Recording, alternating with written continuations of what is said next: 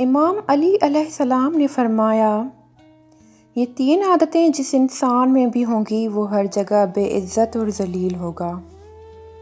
وہ 3 عادتیں کون سی ہیں؟ جاننے سے پہلے آپ لوگوں سے درخواست ہے کہ ہمارے چینل کو سبسکرائب کر لیں، بیل آئیکن پر پریس کر لیں تاکہ ہماری ہر نیو آنے والی ویڈیو کا نوٹیفیکیشن آپ کو فوری مل جائے اور فوری آپ ہماری ویڈیو دیکھ سکیں۔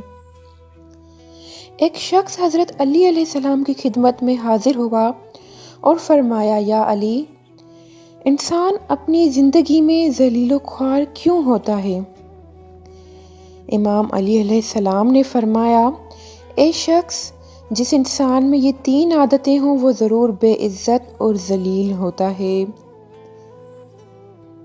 پہلی عادت، فضول خرچ کرنا۔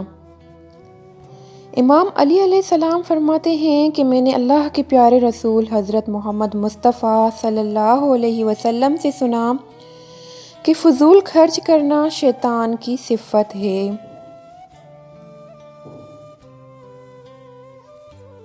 دوسری عادت، جھوٹ بولنا۔ امام علی علیہ السلام فرماتے ہیں کہ میں نے اللہ کے پیارے رسول حضرت محمد مصطفیٰ صلی اللہ علیہ وسلم سے سنا کہ جو شخص جھوٹ بولتا ہے وہ اللہ کی مخلوق کے نزدیک دن بدن ذلیل ہوتا رہتا ہے۔ تیسری عادت،